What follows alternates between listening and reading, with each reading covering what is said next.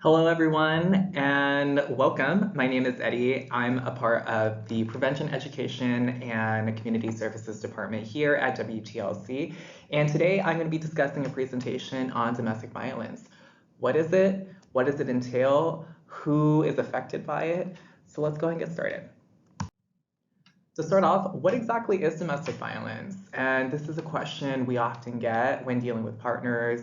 And so, by definition, domestic violence is any cruel or violent behavior or abuse perpetrated against another individual. And oftentimes, there is this misconception of what domestic violence is. But one important thing to notate is that DV is not an isolated incident.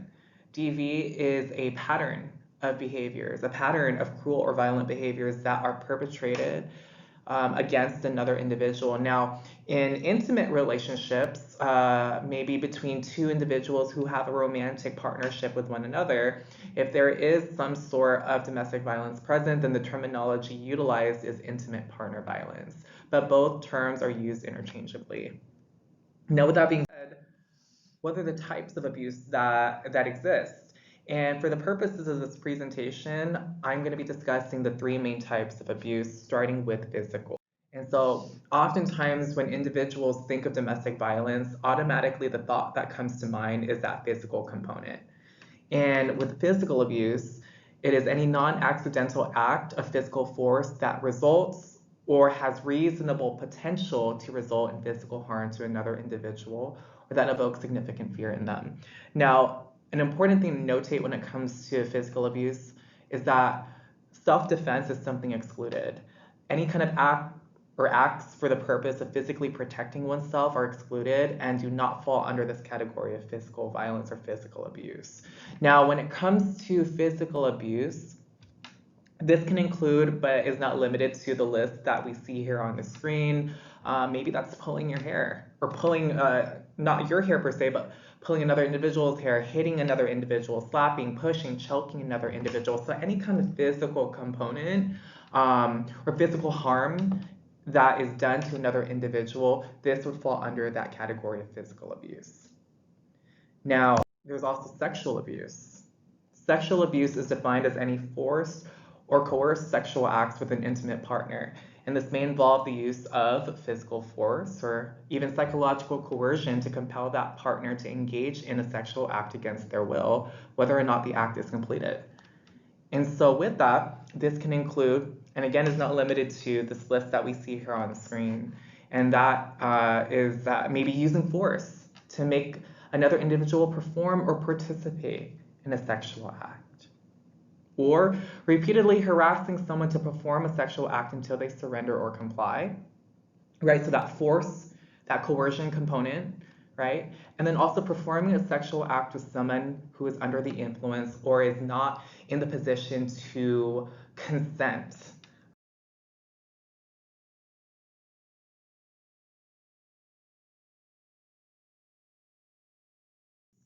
And this last one is psychological. And this one I always like to say is almost like an umbrella terminology because this encompasses so many different facets of abuse. Psychological abuse is defined as any non-accidental, verbal, emotional, financial, and or other symbolic acts by one partner that results or has reasonable potential to result in significant harm to the other individual. This can include a plethora of things. Using threats to coerce you to do things, threatening to cause physical harm to you or to people that you love, right? Humiliating you by revealing private information, ridiculing your gender, race, class, beliefs, values, manipulating you with lies and contradictions, gaslighting. These are all techniques that individuals who cause harm utilize to obtain and sustain power and control dynamics over their relationship, right? And so with that being said, I do want to segue into the cycle of violence. So we've discussed now the definition of DV. We talked about the different types of abuse that exist. And so we're going to segue into the cycle of violence. And the reason why we take the time to discuss the cycle is to really kind of help individuals understand violence as it's happening. And for survivors of DV, it's so important for them to understand this so they can start to identify if and when a situation is happening to ultimately prevent them from falling into this vicious cycle of abuse. So what you're seeing right here are the three main phases of the cycle of violence, starting with the tension building phase. The tension building phase, you want to think of it as all of the events, everything leading up to, prior, and preceding the violent episode or the actual episode of abuse. It's the period of hostility and or apprehension preceding any kind of abusive behavior. And in this phase, you might start to notice maybe your partner or another individual might be seemingly more withdrawn or more aggressive, more angry. Maybe there's increased tension, right? And with that, maybe this anger, this tension, it starts to culminate and eventually leads up to the actual violent episode or the episode of abuse.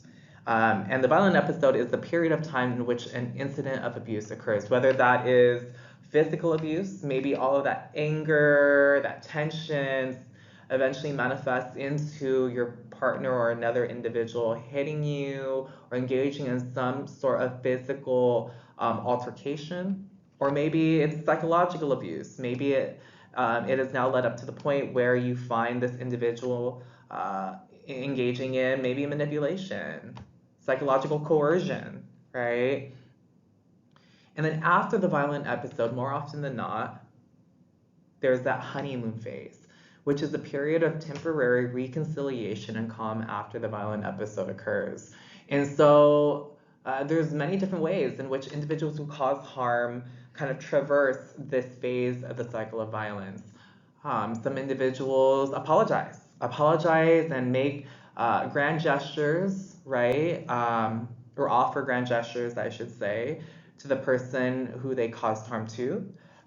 How many of us have been in a position or maybe have witnessed individuals who have maybe engaged in a physical, maybe a verbal altercation followed by them apologizing, maybe saying, I don't know what got over me.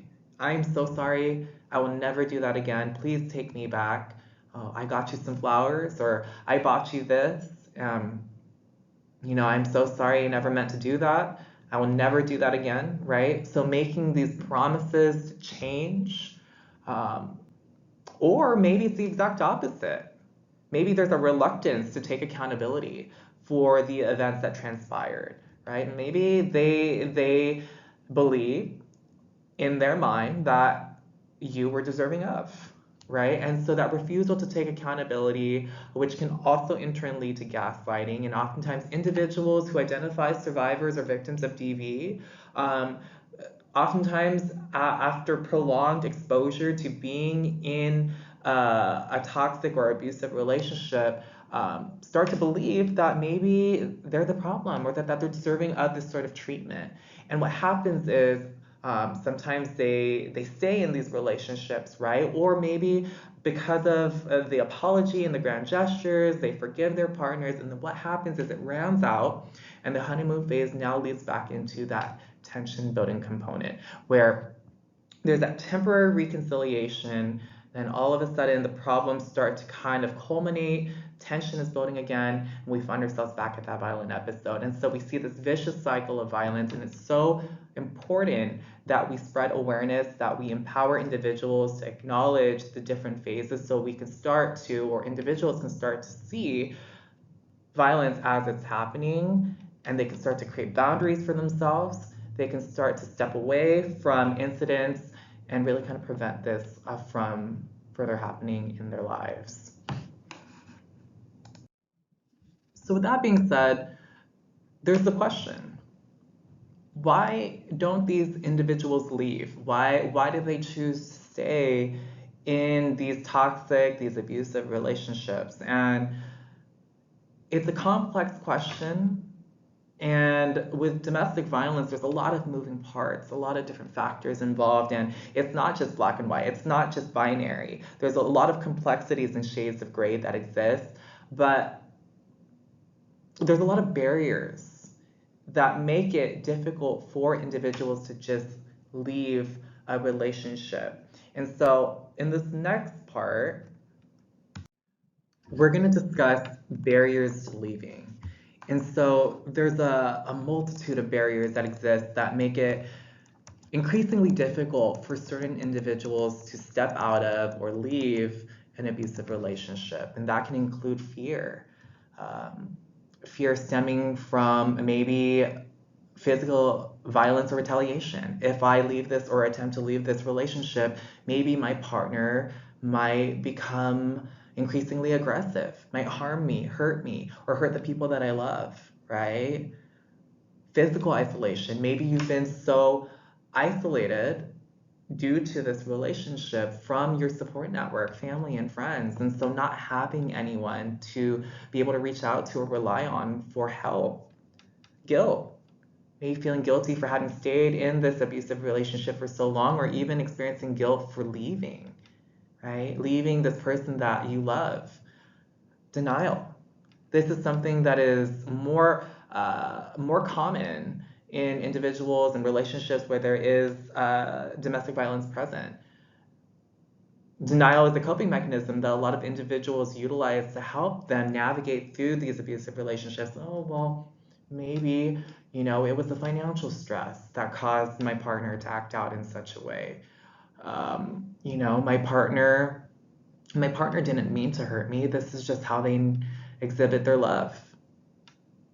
Cultural expectations or norms, right, can cause us to stay in abusive relationships or overlook certain red flags. Financial dependency, social norms, religious affiliation, love, immigration status, having a lack of options or resources available, right?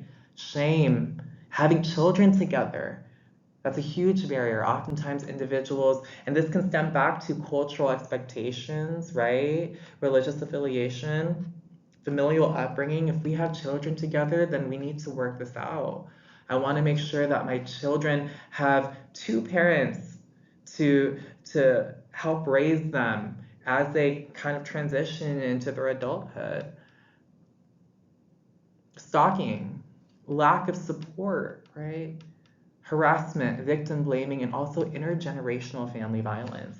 Exposure to domestic violence growing up can also make one more susceptible to overlooking certain red flags in relationships, to being attracted to certain relationships that might be toxic or abusive in nature.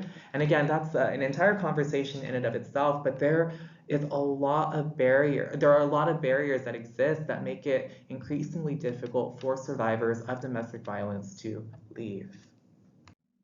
All right, so let's go ahead and segue into the effects of domestic violence. So we've now discussed the barriers that make it difficult for individuals to leave, but also how are individuals affected by domestic violence? And so it's broken down into two categories, and these lists are not exhausted by any means. So um, it starts off with physical effects. So chronic body pain disorders, maybe eating disorders or changes in one's appetite, sleeping disturbances, fluctuations in your sleeping pattern. Maybe you're sleeping way more than you should be or that you need to, right? Or not getting enough sleep. Maybe unplanned or unintended pregnancies, again, falling under that sexual abuse umbrella.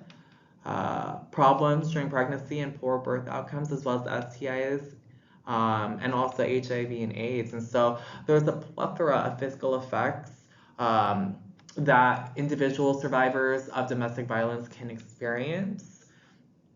And so it's important to notate that the physical effects aren't just bruises, cuts, bone fractures. There's a lot of physical effects that are oftentimes overlooked, right? Changes in our day to day that we fail to acknowledge, like these eating disorders, sleeping disturbances, or even chronic body pain disorders. And then also psychological and emotional effects, mental health effects, depression, anxiety. Individuals who have experienced domestic violence, especially prolonged exposure to domestic violence, their mental and emotional stability and well-being oftentimes take a toll. Maybe you're experiencing mental fatigue, right? Like you're constantly in a daze, like this brain fog. Low self-esteem, as well as this distorted self-image, this warped self-perception, right? Memory loss, traumatic brain injuries, so TBIs, post-traumatic stress disorder, right? Which can be or can manifest in recurring dreams, thoughts, flashbacks to the trauma that you experienced. Also, substance abuse. Maybe finding yourself engaging or becoming increasingly dependent on alcohol or drugs, maybe as a coping mechanism to numb yourself to the pain that you're experiencing. And also suicide ideation. And the last thing I'll be discussing is people who cause harm and people who are harmed. And there's a question, is there a set population or is there a set demographic of individuals who identify? And in short, the answer is no. Anyone and everyone can fall into this category.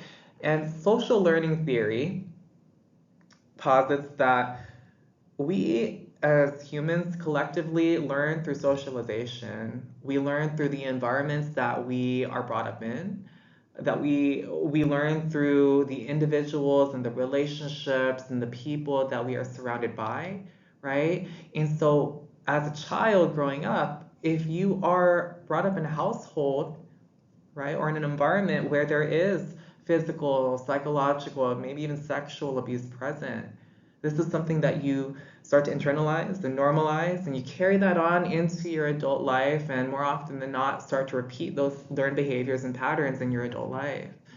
So with that being said, no one is immune to domestic violence. And it's important for us to be cognizant of this so we can start to empower and be more mindful about these conversations, about our lives, right? About our relationships, and also have a better understanding of why it's difficult for certain individuals to leave or why certain individuals find themselves in these abusive relationships to begin with. Again, all races, ethnicities, cultures, genders, sexual orientations, and identities can fall into this category of people who cause harm or also people who have been harmed, regardless of profession, socioeconomic class, educational background, as well as physical size and appearance. I really hope that this presentation has provided some insight as to what domestic violence is. If you know that you can benefit from or would like to get more information on our services, this is our contact information listed on the screen. I want to thank you all for listening. Have a good one, everyone.